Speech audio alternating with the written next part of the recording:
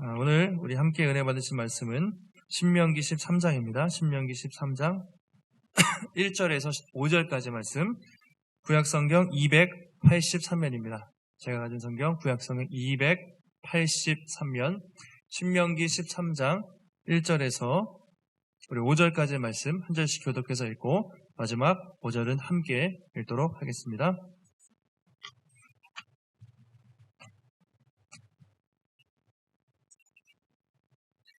너희 중에 선지자나 꿈꾸는 자가 일어나서 이적과 기사를 내게 보이고 그 이적과 기사가 이루어지고 너희가 알지 못하던 다른 신들을 우리가 따라 섬기자고 할지라도 너는 그 선지자나 꿈꾸는 자의 말을 청종하지 말라.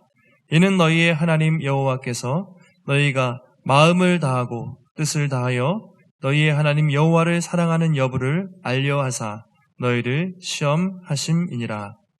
너희는 너희 하나님 여호와를 따르며 그를 경외하며 그의 명령을 지키며 그의 목소리를 청종하며 그를 섬기며 그를 의지하며 함께 있습니다. 그런 선지자나 꿈꾸는 자는 죽이라. 이는 그가 너희를 애굽 땅에서 인도하여 내시며 종되었던 집에서 속량하신 너희 하나님 여호와를 배반하게 하려 하며 너희의 하나님 여호와께서 내게 행하라 명령하신 도에서 너를 깨어내려고 말하였습니다. 너는 이같이 하여 너희 중에서 악을 제하할지니라. 아멘. 네, 오늘도 잘 나오셨습니다. 우리 옆에 마스크 썼지만 옆에 보시고 눈으로 인사하겠습니다. 예, 잘 나오셨습니다. 우리가 예배를 드려보니까 이렇게라도 예배 드리는 게 감사하잖아요. 이제 곧 머스크를 벗고 마음껏 찬양할 때가 오겠지만 그래도 우리가 주일에 한 곳에 모여서 예배 드릴 수 있다는 것이 참 은혜인 것 같습니다. 우리가 5월 하면 가정의 달이고 지난주에는 참 이런저런 경조사랄까 일들이 많았죠. 어버이날이 있었고 어린이날이 있었고 그래서 참 많았는데 저 이제 5월 5일 어린이날이고 또 특별히 또 저희 부부는 또 결혼기념일인데 15년인가 됐어요. 그래서 어린이날에 또 결혼기념일에 어버이날에 그래서 이런저런 행사들이 많았는데 그래서 이제 언젠가부터 어버이날이 되면 부모님을 한번 이렇게 찾아뵙고 식사라도 하자 이제 그렇게 생각을 하고 지난주에 이제 강원도에 5월 5일에는 내려갔다 오고 또 5월 8일에 이제 분당에 계신 장인 장모님 이렇게 만나서 잠깐 식사를 했습니다. 잠깐 만나서 이렇게 식사하고 교제하고 제가 뭐 이렇게 돈을 많이 드린 것도 아닌데 이렇게 만나면 기쁘고 참 즐거워하는 것이 가족 간의 관계이죠. 아이들도 이제 결혼기념일이고 어버이날이 있으니까 지들도 뭘 준비해야 되잖아요. 그래서 돈은 없으니까 한 몇 주 전부터 이렇게 막 뭘 쓰는 것 같았어요. 그래서 쓰다가 제가 들어오면 막 감추고 애들 그랬는데 이제 아침이 되니까 뭐 이렇게 편지 여러 개를 뭘 만들었어요. 하나씩 만들었는데 거기 보니까 이제 돈은 없고 대신에 쿠폰을 엄청 많이 만들어가지고 뭐 청소 쿠폰, 설거지 쿠폰, 자기가 이제 뭐 주면은 설거지 한번 하겠다. 그다음에 안마 쿠폰 이런 거 만들어가지고 애들이 이제 준 거예요. 근데 그런 것들을 보면서 뭐 부모로서 또 이제 기쁜 것이 있죠. 저도 이제 부모님에게 또 나름대로 그런 마음을 드리고 저희들도 부모님을 생각하면서 아이들을 생각하면서 그런 시간들을 우리가 보냈을 텐데 아마 다 그런 시간들을 많이 보내셨을 거라고 생각을 합니다.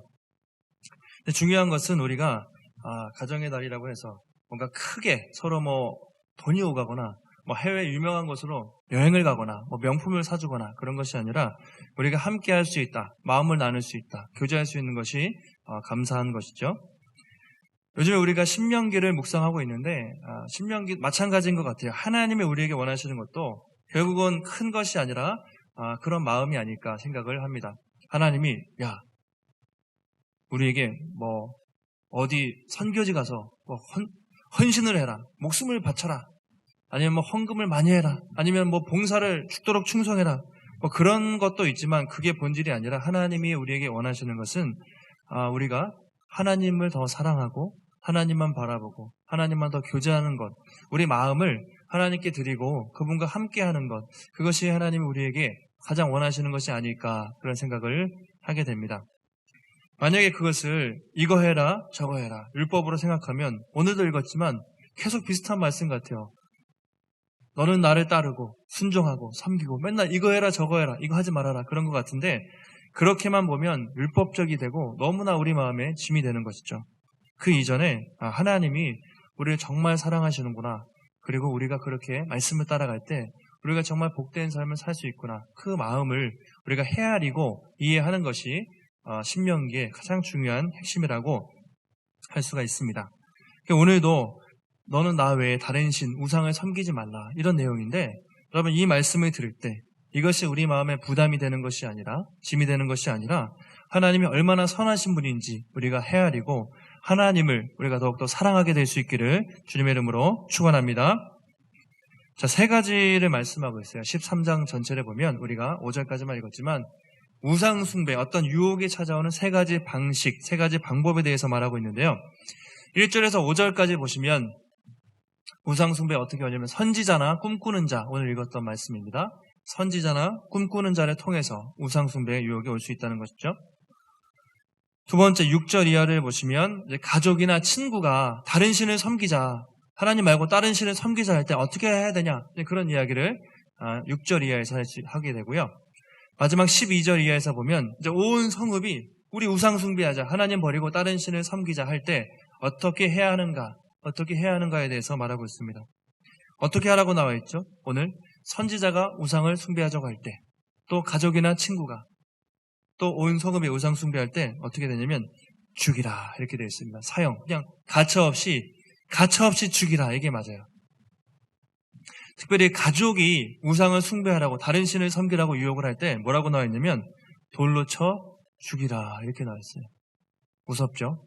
그다음 온 성읍이 우상을 숭배할 때 나중에 13장 다 읽어보세요. 어떻게 나와 있냐면 그 성읍의 백성들뿐만 아니라 모든 가축들까지 싸그리 다 죽이고 모든 것을 불태우라 그렇게 나와 있습니다. 죽이라. 아니 우상을 숭배한다고 하나님을 배신하고 하나님 외에 다른 신을 섬긴다고 다 죽이라고? 가족까지 죽이라고? 너무 심한 거 아니야? 그런 생각이 들죠. 저도 처음에 너무 심한 거 아니야? 이런 생각이 듭니다. 인간적으로 볼 때는 우리가 충분히 그래도 그렇지 다 죽이라니 그런 생각이 드는데 그 우리 입장이고 그만큼 하나님께서는 우리가 다른 신을 섬기는 것, 하나님 외에 다른 신을 섬기는 것을 정말 결단코 정말 지독하게 정말 싫어하신다는 것이죠. 왜 그렇게 싫어하실까요? 10계명 제1계명 2계명에서 말씀하셨죠. 너는 나 외에 다른 신들을 섬기지 말라. 그리고 너는 자기를 위해서 새긴 우상을 새기지 말라. 우상을 만들지 마. 눈에 보이는 것을 새기지 말라. 왜요? 나는 질투하는 하나님인즉 질투하는 하나님이다. 나를 미워하는 자의 죄는 3, 4대까지 갚되 나를 사랑하고 내 계명을 지키는 자에게는 1000대까지 은혜를 베풀겠다. 이것이 신명기 5장에 나와 있는 10계명의 말씀이죠. 이 우상을 숭배한다는 것은요. 법 중에서도 가장 중요한 10계명, 그 중에서도 가장 중요한 첫 번째, 두 번째 하나님을 섬기라는 그 계명을 어기는 것이기 때문에 그렇습니다. 하나님은 온전히 우리가 하나님에게만 영광받길 원하시거든요. 그만큼 우리를 사랑하는데 우리가 다른 신을 섬기거나 다른 신에게 마음을 빼앗길 때 마치 아내가 남편을 버리고 다른 남자를 만나서 불륜을 저지르면 정말 질투심에 불타는 것처럼 우리 마음이 다른 것에 뺏길 때 그만큼 죽이고 싶을 정도로 하나님이 싫어하신다. 그것을 이렇게 표현하고 있는 것이죠. 먼저 1절 이하에 보면 주변의 선지자들이 이제 우상 숭배에 유혹을 할 때 어떻게 하는지 말하고 있습니다. 우리 1절과 2절, 2절 말씀 함께 읽겠습니다. 시작. 꿈꾸는 자가 일어나서 이적과 기사를 내게 보이고 그가 내게 말한 그 이적과 기사가 이루어지고 너희가 알지 못하던 다른 신들을 우리가 따라 섬기자고 말할지라도. 자, 여기서 선지자는요, 이제 하나님의 말씀을 전하는 사람, 선지자고, 꿈꾸는 사람, 그렇게 되어 있습니다. 꿈꾸는 사람은 이제 꿈으로 점을 치는, 하나님의 점을 치는, 미래를 예언하는 사람을 말해요. 이 두 사람의 공통점, 다 신령해 보이는, 하나님과 가까이 있는 그런 선지자들, 점치 꿈꾸는 사람들, 이런 사람들이죠. 근데 그런 사람들이 이적과 기사를 보여주면서, 우리 하나님 말고 다른 신을 섬기자. 너희가 알지 못하는 다른 신을 섬기자. 그렇게 한다는 것이죠. 그렇게 유혹을 할 때 넘어가서는 안 된다는 것입니다. 여러분 이스라엘 백성들 입장에서 선지자예요.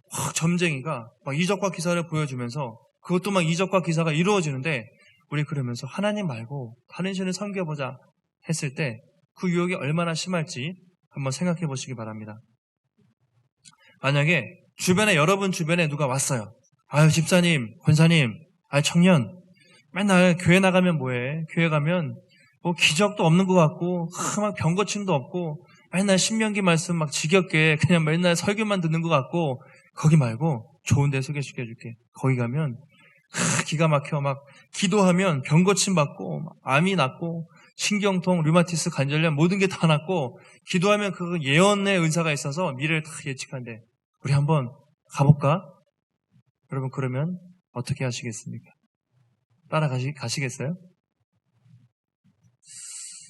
그럴 수 있다는 것이죠. 만약에 그랬을 때 우리가 어떻게 해야 하는가? 사람들이 기적이다, 뭐 신비한 일이 일어나면 사람들이 좀 혹해요. 대단한 줄 알아요. 누가 병고침 받았네, 누가 용았네 그러면 거기에 뭔가 있는지 아는데 여러분 그렇지 않습니다. 대부분 사입이나 이단인 경우가 많아요.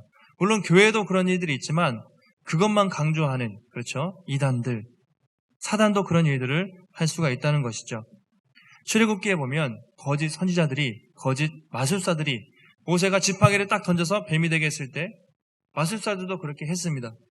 그리고 개구리, 처음에 10가지 재앙 중에 처음에 몇 가지 재앙은 따라 했어요. 개구리도 만들고 애굽의 나일강을 피로 물들게 하고 몇 가지 따라 했습니다. 그러니까 마술사들도 그런 기적을 일으켜요. 사단도 그런 일들을 일으킨다는 것이죠. 예전에 그런 이단들 제가 어릴 때 비디오인가요? 뉴스에서도 보고 그랬는데 어떤 목사님 막 쏘는 거죠. 장풍을 탁 쏘면 막 넘어가요. 넘어가요, 진짜. 금요 철야 때, 금요 성령 집회 이렇게 하면 막 넘어가고 막 뒹굴고 어떤 기도원에서 막 손으로 했는데 병원 안 가고도 말기암이 나았네. 물론 그런 일도 있을 수는 있는데 죽은 사람이 살아났네. 이런 것들만 강조하는 그런 이단들도 있다는 것이죠. 이단들도 여러분 사단도 그런 일들을 합니다. 그래서 우리가 거기에 미혹되면 안 돼요. 사도 요한이 뭐라고 얘기하죠? 영들을 다 믿지 말고 그 영이 하나님께 속하였나 분별하라. 영들이라고 어떤 목사님 아니면 어떤 용한 일들이라고 어떤 기도원에서 기적이 일어난다고 다 믿으면 안 되고 그 영이 정말 하나님께 속하였는가 잘 분별하라. 우리는 그런 시대에 살고 있다는 것이죠. 그래서 그런 유혹이 찾아올 때 어떻게 해야 되는가? 우리 3절에서 말하고 있습니다. 우리 13장 3절 말씀 함께 읽습니다. 시작. 너는 그 선지자나 꿈꾸는 자의 말을 청종하지 말라. 이는 너희의 하나님 여호와께서 너희가 마음을 다하고 뜻을 다하여 너희의 하나님 여호와를 사랑하는 여부를 알려하사 너희를 시험하심이니라. 만약에 심지어 선지자, 점치는 사람이 와서 그렇게 유혹한다고 해도 절대로 그의 말을 청종하지 말라. 그러니까 귀를 딱 막고 절대로 듣지 말라. 이렇게 말하고 있습니다. 왜냐하면 이는 하나님 여호와께서 너희가 마음을 다하고 뜻을 다해서 하나님을 사랑하는지 알기 위해서 너희를 시험하심이니라. 시험한다는 것이죠. 시험이라는 말이 자주 신명기에 등장하는데 두 가지가 있다고 말씀드렸죠. 첫 번째는 사단이 하는 시험. 사단은 우리를 죄에 넘어뜨리기 위해서 잘못된 길로 인도한다. 유혹이라고 했습니다. 템테이션, 유혹이다. 그러나 하나님이 시험한다는 것은 다르죠. 우리를 넘어뜨리기 위한 것이 아니라 오히려 반대로 우리의 말과 행동이 진실한지 입증하는 것, 연단하는 것, 이것을 시험이라고 말씀을 드렸습니다. 결국 다른 신을 섬기자. 이게 어떤 유혹이냐면 우리가 하나님을 얼마나 사랑하는지, 우리가 하나님을 얼마나 사랑하는지에 대한 시험, 테스트라는 것이죠. 신명기 8장에서도 하나님께서 너희를 광야 길 40년 동안 인도하신 것은 너희를 낮추시고 너희를 시험하사 네 마음이 어떤지 알게 하려 하심이라. 그 시험, 우리의 속마음을 알게 하기 위해서 우리 시험하실 때가 있다고 말씀을 드렸습니다. 창세기에 아브라함이 이런 시험을 받죠. 아브라함 어떤 시험을 받았습니까? 아브라함이 아들 이삭을 바치라는 시험을 받았어요. 100살에 나왔습니다. 독자입니다. 얼마나 귀하겠습니까? 그런데 그 아들을 제물로 바쳐라. 말도 안 되는 그런 시험을 받았습니다. 그런데 이삭은 순종했죠. 하나님이 다른 방법이 있으실 거야. 아니면 죽은 이삭을 살리실 거야. 어떻게든 하나님은 선하신 분이야. 이삭을 죽이려고 했을 때 딱 막으면서 하나님이 뭐라고 하시죠? 네가 네 사랑하는 아들 내 독자까지도 아끼지 아니하였은즉 이제야, 중요한 것은 이제야 네가 나를 경외하는 줄 알게 됐다. 이제 그래 내가 생각은 했어. 그렇지만 네가 그 행동을 보고 이제야 네가 진짜 나를 사랑하고 경외하는 줄 내가 알게 됐다. 아브라함의 믿음이 입증이 된 것이죠. 이런 것을 시험이라고 말을 합니다. 그리고 그 시험을 겪은 다음에 아브라함이 탄탄대로를 겪게 됩니다. 여러분 질문을 하나 드리겠습니다. 여러분 쉬운 질문이에요. 여러분 하나님을 사랑하십니까? 얼마큼 사랑하십니까? 그것을 어떻게 증명할 수 있으세요? 입증할 수 있으세요? 만약에 시험을 칩니다. 하나님이 당신이 하나님을 얼마나 사랑하는지 증명하시오. 우리가 말로는 잘하는데 정말 보여주라고 하면 여러분 무엇을 통해서 증명할 수 있습니까? 만약에 저는 하나님 이래서 하나님을 사랑합니다 라고 자신 있게 내가 말할 수 있는 것이 무엇입니까? 한번 생각해 보세요. 우리가 고난이 찾아오거나 시험이 찾아오면 그런 생각해요. 하나님 왜 이런 고난을 막아주시지 않지? 왜 이런 시험을 허락하시지? 마음속에 원망과 불평이 생길 때도 있습니다. 그런데 하나님은 그런 시험과 고난을 통해서 우리의 마음을 확인하기 원하세요. 우리 중심을 확인하기 원하십니다. 정말 네가 입술로만 나를 사랑하는지 아니면 정말 마음과 뜻을 다해 사랑하는지 그런 테스트, 사랑의 테스트를 그 시험 속에서 하고 계시다는 것을 우리가 기억해야 한다는 것이죠. 그리고 그 시험을 통과한 사람은요, 하나님이 크게 쓰세요. 그런 사람들을 쓰세요. 우리 인생에 많은 시험이 있습니다. 학생들은 레포트도 내야 되고, 대학교 우리 청년들 시험도 봐야 되고, 또 직장에서도 시험이 있고, 인생에 여러 가지 시험이 있는데, 여러분 다른 시험은 다 못해도 괜찮아요. 그런데 딱 한 가지 시험, 뭐죠? 하나님을 사랑하는 시험, 세상에서 가장 중요한 시험입니다. 여러분 하나님을 사랑하는 그 시험에서는 꼭 합격하시기를 바랍니다. 어떻게 하면 그런 그 시험에 합격할 수 있을까? 다른 것이 아니죠. 하나님의 말씀을 붙잡는 것이죠. 어떤 말씀입니까? 쉐마의 말씀, 우리가 신명기 6장에서 너는 마음을 다하고 뜻을 다하고 힘을 다해서 하나님을 사랑하라. 그 말씀을 주야로 묵상하라. 어느 곳에 가든지 그 말씀을 지켜라. 기억해라. 그 쉐마의 말씀을 붙드는 것이죠. 그리고 성령의 인도하심을 따라 살아가는 것이죠. 그래서 여러분, 아무리 어떤 사람이 만약에 유혹을 해도, 아무리 유명한 목사님이라고 해도, 심지어 아무리 가까운 가족들이 하나님 말고 우리 다른 거 해보자, 만약에 그렇게 하면 그게 기준은 그거예요. 기적이 있냐, 어떤 놀라운 일이 있냐, 그게 중요한 것이 아니라 하나님의 말씀에 맞는 것이냐. 말씀에 맞으면 따라가면 되지만 말씀에 맞지 않으면 아무리 어떤 목사님, 아무리 사랑하는 가족에게도 그건 안 된다고 단호하게 말할 수가 있어야 됩니다. 우리의 삶의 기준은 하나님의 말씀, 그 말씀이기 때문이죠. 신명기를 보면서 이제 그런 생각도 들어요.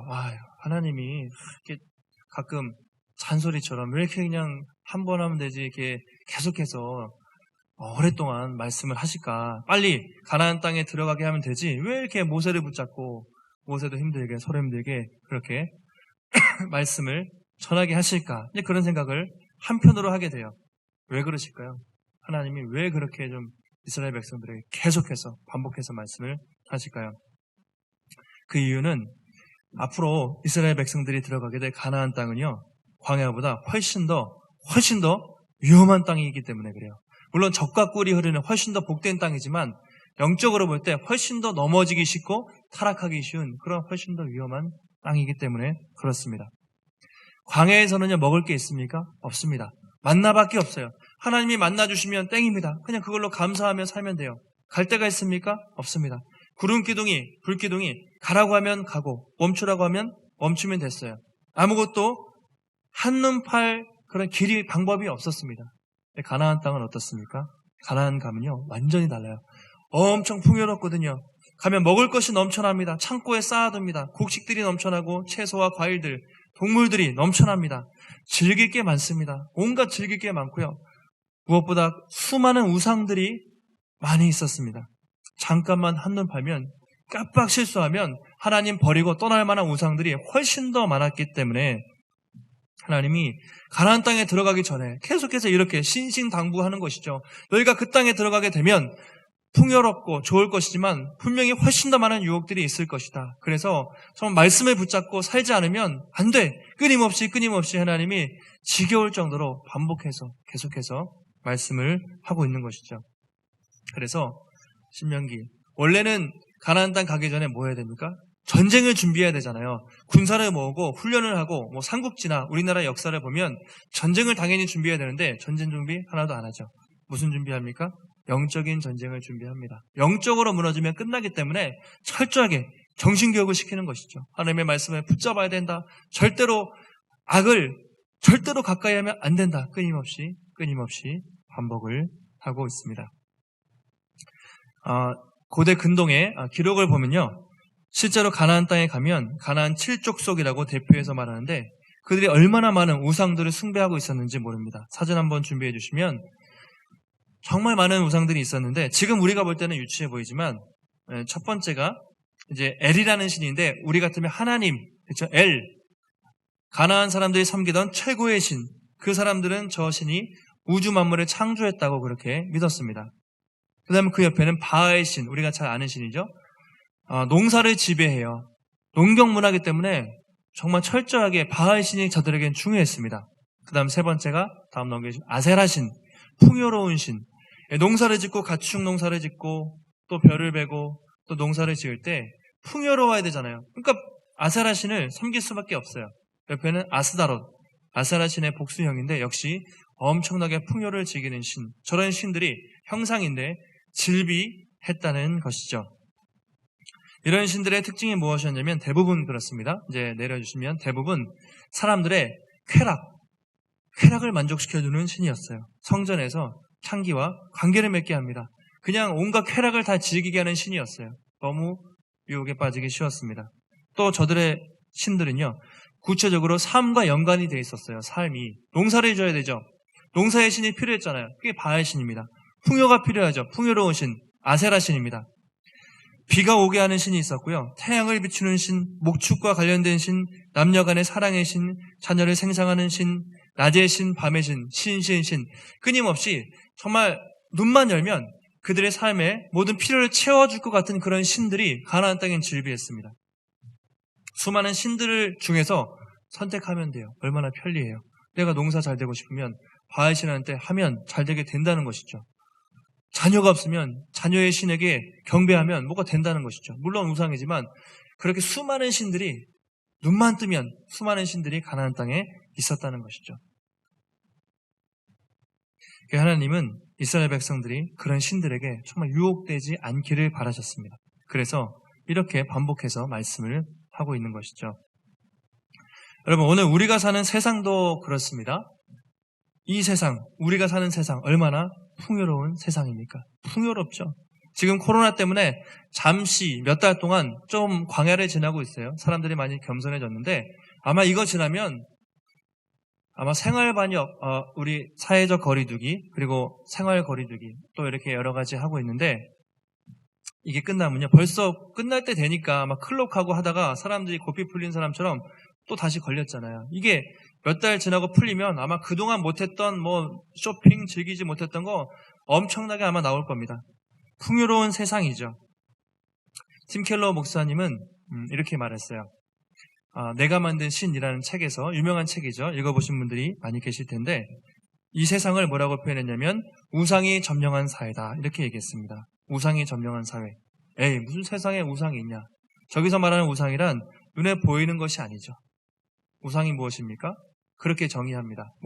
팀 켈러 목사님은 무엇이든지 나에게 하나님보다 더 중요한 것 그것이 자녀든지 물질이든지 심지어 종교적인 열심도 포함돼요. 내가 새벽기도 열심히 해요. 내가 성경을 많이 봐요. 그것조차도 하나님보다 더 중요하면 그걸로 자기 만족을 삼으면 뭐든지 우상이 될 수 있다. 또 무엇이든지 하나님보다 더 크게 내 마음을 차지하는 것. 내가 꼭 절하고 경배하는 게 아니라 내 마음속에 일주일 동안 살면서 하나님보다 더 내 마음 차지하는 것. 그게 어떤 쇼핑이다. 어떤 물질이다. 어떤 사람이다. 무엇이든 하나님보다 내 마음 중심을 차지하고 있으면 무엇이든지 다 우상이 될 수 있다는 것이죠. 그것만 있으면 나 행복할 것 같아. 그것만 있으면 나 정말 인생이 즐거울 것 같아. 하나님 외에 만족을 삼으려 하는 모든 것들은 다 우상이 된다고 그렇게 말하고 있습니다. 그래서 현대 우상은요, 교묘하죠. 이렇게 아까처럼 눈에 보이는 걸 우리가 숭배하고 절하지 않지만 우리 마음속에 정말 사단이 끊임없이 유혹을 합니다. 하나님 외에 다른 것으로 물질이 최고지, 가족이 제일 중요하지, 건강이 최고지, 직장이 제일 중요하지, 끊임없이 계속해서 유혹하고 또 유혹을 하는 것이죠. 그 목사님이 그 책에서 이렇게 결론을 내려요. 그 책의 표지에도 나와 있는데 가장 기억에 남는 게 뭐냐면 그 우상을 거짓된 신이라고 표현했는데 이렇게 말합니다. 내가 만든 신은 반드시 나를 배신한다. 이제 그렇게 말하고 있어요. 한번 따라해 보실까요? 내가 만든 신은 반드시 나를 배신한다. 예, 우상은요, 원래 있었던 게 아니라 사람이 만든 건데 처음에는 만족을 주는 것 같아요. 부부의 세계인가요? 불륜. 처음에 다른 사람을 만나면 만족을 주는 것 같은데 결국 나락으로 떨어지죠. 배신. 처음에 막 쇼핑을 합니다. 한번 할 수도 있는데 쇼핑 중독. 어떤 사람이 맨날 쇼핑을 하고 정말 그 집에 와서 그걸 뜯을 때 막 기쁨이 예를 들어 있어요. 그랬을 때 처음에 한두 번은 좋은데 계속해서 쇼핑하고 중독되고 그러면 배신한다는 거죠. 처음에는 죄를 지으면 우리를 만족시켜줄 것 같은데 결국에는 우리를 철저하게 배신합니다. 하나님과 멀어지게 하고 나중에 그 우상을 따라가다 보면 절망스럽게 만들죠. 내가 왜 그랬을까? 그래서 내가 만든 신은 우리를 배신한다. 그래서 절대로 헛된 신은 따라가서 안 된다고 목사님이 말씀을 하는 것이죠. 여러분, 오늘날 우상들이 우리 주변에 정말 가까이 와 있습니다. 스마트폰만 켜면 그 안에 돈의 신, 자녀, 성공, 쾌락, 또 쇼핑, 또 우리가 인정받고 싶은 거, 편안하게 살고 싶은 거, 게으르게 또 즐기며 살고 싶은 모든 것들, 그런 신들이, 우상들이 우리 주변에, 우리 앞에 있습니다. 여러분을 유혹하는 것이 무엇이 있습니까? 혹시 내 마음을 하나님께로부터 멀어지게 하는 것이 무엇이 있습니까? 오늘 하나님은 말씀하세요. 너희는 그것들을 청종하지 말라. 악은 어떤 모양이라도 버리라. 악은요, 절대로 가까이 하지도 말라고 그렇게 말하고 있습니다. 오늘도 우리 안에 있는 헛된 우상들, 또 하나님으로부터 멀어지게 하는 헛된 생각들이 있다면 여러분 단호하게 끊어버리시고 하나님을 마음 중심에 모시고 하나님만 뜨겁게 사랑하시기를 간절히 소원합니다. 또 한 가지 하나님이 말씀하시는데 그럼 우상에 빠지지 않고 바른 길로 갈 수 있는 비결, 그 방법이 무엇인가 이렇게 4절에서 말하고 있습니다. 13장 우리 4절 말씀 한 목소리로 배우시고 읽겠습니다. 시작. 너희는 너희의 하나님 여호와를 따르며 그를 경외하며 그의 명령을 지키며 그의 목소리를 청정하며 그를 섬기며 그를 의지하며 말하고 있습니다. 너희는 하나님 여호와를 따르며 6가지 동사예요. 반복해요. 하나님을 뭐라고요? 따르며 그 다음에 그를 뭐죠? 경외하며 또 그의 명령을 지키며 그의 목소리를 청정하며 그를 섬기며 그를 의지하며 다 비슷한 말인데 반복합니다. 하나님을 따르라, 경외해라, 지키라, 목소리를 들으라, 그를 섬기고 그를 의지해라. 계속해서 비슷한 말을 합니다. 근데 중요한 것은 그 앞에 있는 대상이에요. 누구를 따르고 누구를 경외할 것인가. 뭐죠? 너희는 너희의 하나님 여호와를 따르며. 그게 중요합니다. 우리가 누구를 따르고 누구를 섬길 것인가 했을 때 너희의 하나님 여호와를. 근데 반복해요. 이게 4번, 5번 나오죠? 그를이라는 표현이 너희의 하나님 여호와인데 너희의 하나님 여호와를 따르고 너희의 하나님 여호와를 경외하며 또 그의 명령, 그의 명령을 지키며 또 그의 목소리를 청정하며 그를 섬기며 그를 의지하며 똑같이 그를. 중요한 것은 우리가 누구를 섬기고 누구를 말씀을 따라야 하는가 했을 때 누굽니까? 너희의 하나님 여호와. 계속 그를 반복해서 하나님이 말하고 있습니다. 왜 그렇게 하나님 섬기라고 또 얘기할까요?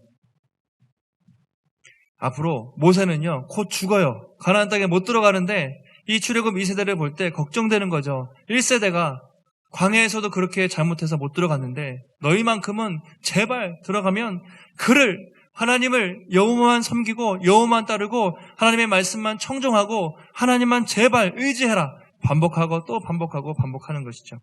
이것이 사실 모세의 마음이었고 이것이 하나님의 마음이었습니다. 너희 선조처럼 실패하지 말고 꼭 하나님 여호와만 따르라는 것이죠. 그러면서 만약에 가서 우상을 숭배할 때 그런 유혹이 찾아올 때 어떻게 해야 되냐 이렇게 말하고 있죠. 5절에서 말하고 있습니다. 우리 5절 말씀 읽겠습니다. 시작. 그런 선지자나 꿈꾸는 자는 죽이라. 이는 그가 너희에게 너희를 애굽 땅에서 인도하여 내시며 종되었던 집에서 속량하신 너희의 하나님 여호와를 배반하게 하려 하며 너희의 하나님 여호와께서 내게 행하라 명령하신 도에서 너를 꿰어내려고 말하였음이라. 너는 이같이 하여 너희 중에서 악을 제할지니라. 그렇게 말하고 있습니다. 선지자나 꿈꾸는 자, 만약에 어떤 사람이 다른 신을 섬기자 유혹하면 어떻게 하라고요? 죽이라, 죽여버려라, 사형시켜라 강력하게 말하고 있습니다. 그 두 가지 이유를 말하고 있죠. 첫 번째가 뭐냐면 그가 너희를 애굽 땅에서 인도하여 내시고 종되었던 집에서 속량하신 하나님 여호와를 배반하게 하려 합니다. 배반, 하나님을 배반하게 하려 한다는 것이죠. 또 한 가지는 여호와께서 너에게 행하라 명령하신 도에서 너를 꿰어내려고, 이것은 유혹한다는 것이죠. 이것이 사단의 전략이죠. 사단은 뭐 하는 거냐? 태초부터 지금까지 우리를 배반하게 해요.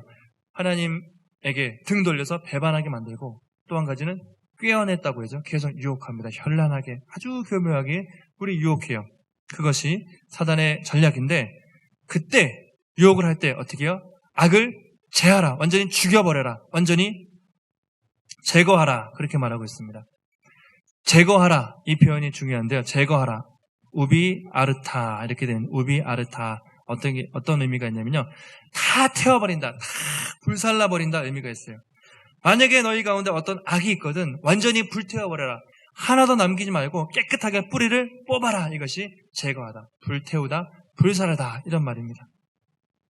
실제로 이런 적이 딱 한 번 있었어요. 거의 잘 없었는데 언제냐면 엘리야가 갈멜산에서 바알과 아세라 선지자들과 이렇게 싸운 적이 있죠. 갈멜산에서 유명한 내용이죠.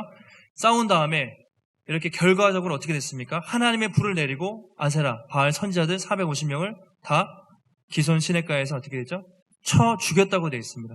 저는 그때 그걸 왜 이렇게 잔인하게 죽일까 그랬는데 그게 하나님의 말씀에 있었던 거예요. 하나님이 그렇게 하라고 했습니다. 그만큼 우상을 숭배하는 자들은 쳐 죽이라고 성경에 말하고 있습니다.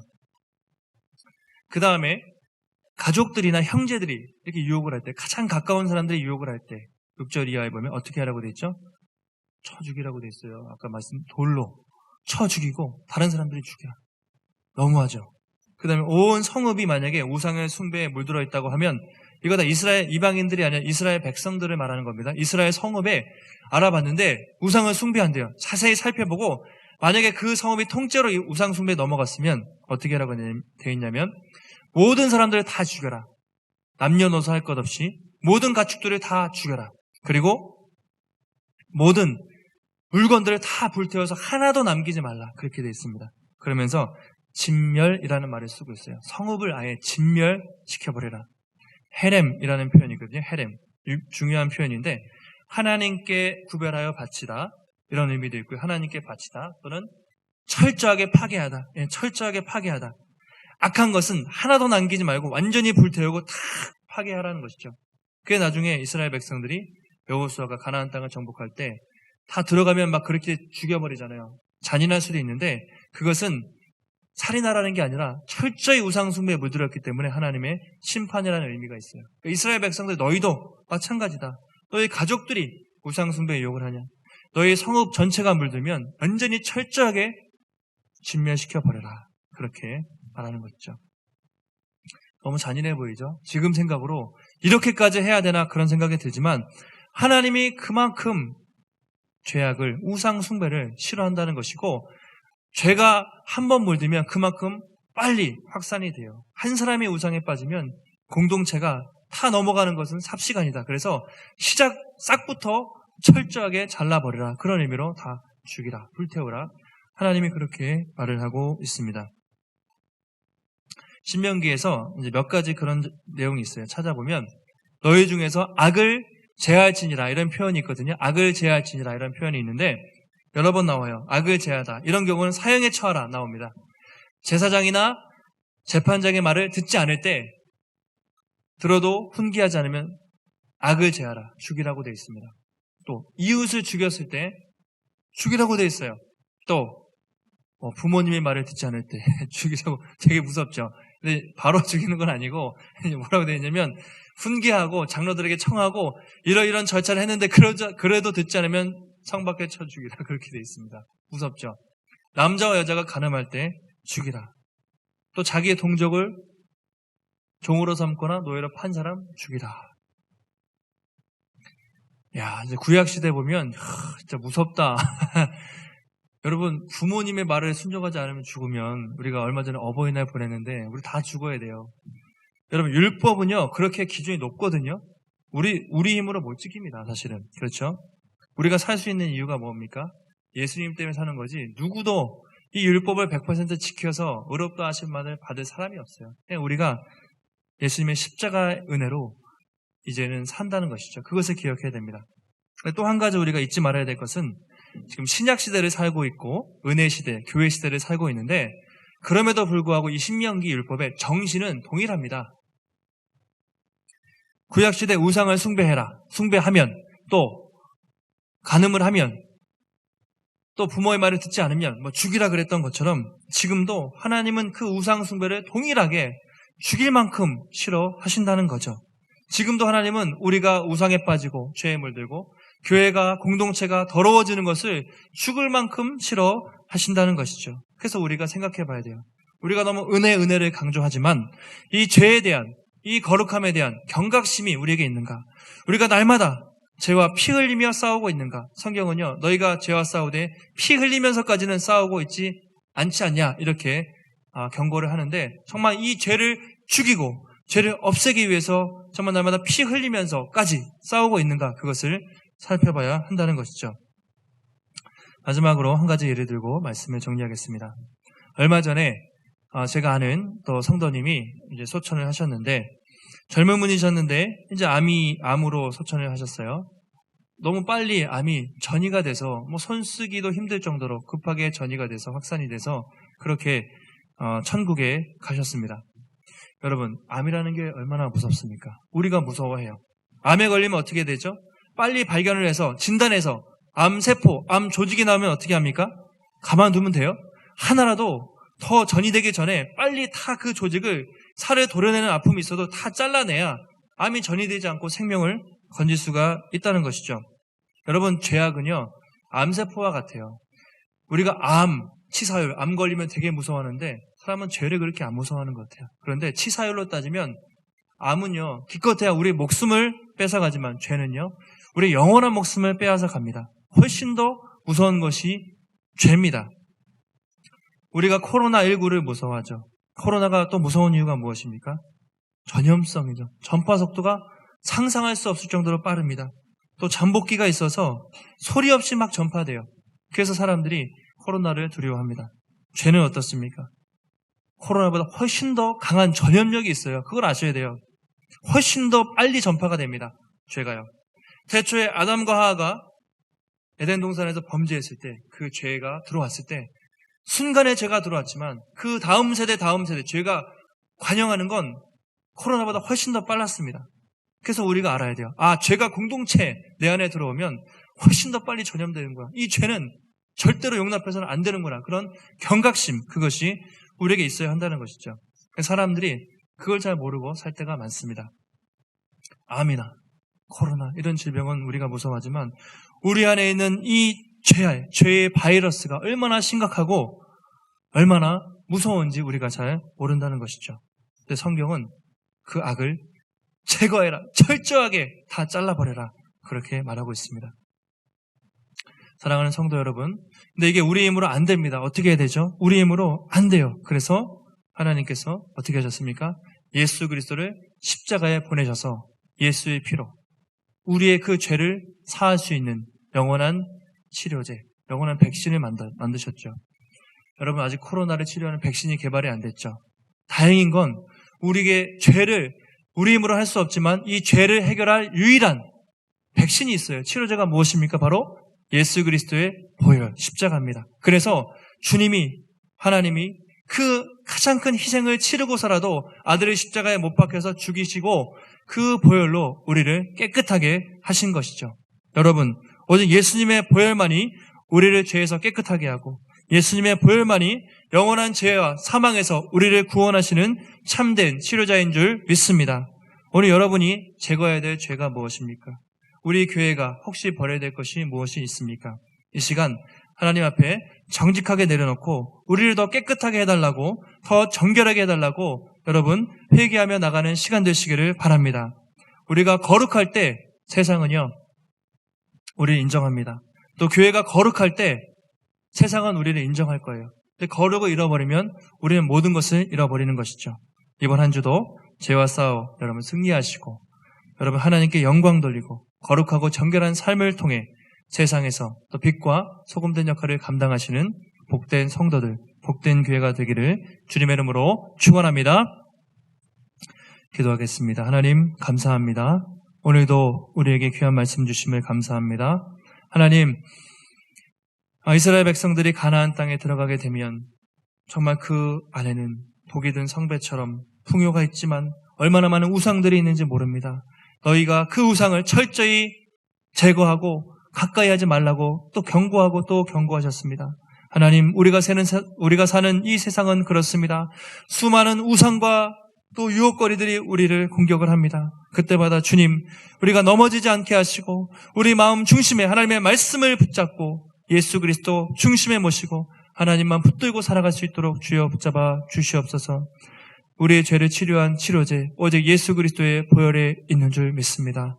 날마다 그 보혈, 그 십자가의 사랑 감사하게 하시고 이번 한 주도 그 주님의 십자가를 붙들고 죄와 싸워 승리하며 거룩하고 정결한 삶을 통해 하나님께 영광 돌리는 복된 삶을 살게 하여 주시옵소서. 모든 말씀 거룩하신 예수님의 이름으로 기도하옵나이다. 아멘.